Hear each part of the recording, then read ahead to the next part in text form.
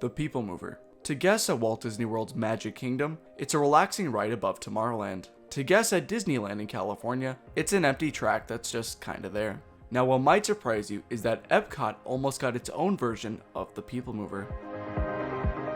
I would like to make it clear this is not the same Peoplemover from Walt Disney's version of EPCOT, which would have incorporated it as a method of transportation in a real city. This Peoplemover would have been a ride, and would have been located in Future World. This version would have taken riders through the Communicore structures in the main hub of EPCOT. Communicore opened with EPCOT in 1982, and was a showcase on computer technology. Come talk to Smart One. He'll listen and talk back.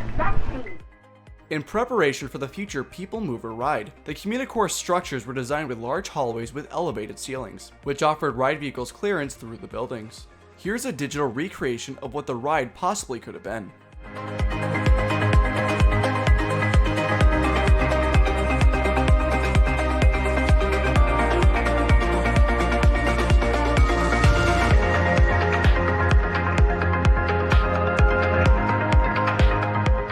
These graphics have been provided by FuturePort82, who graciously allowed me to use their work in the video. The footage you're watching is an interpretation. The link to their website will be in the description.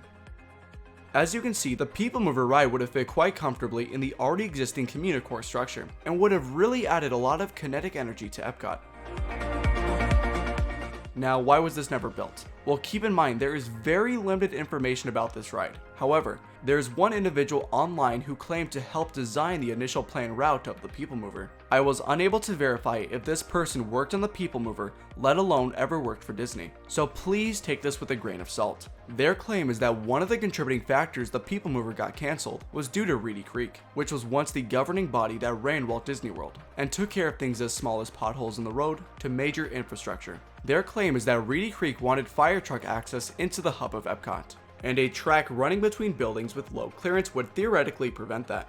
I personally think it makes a lot of sense. However, once again, I could not verify if this information came from an Imagineer, so it's completely your choice if you would like to believe it or not.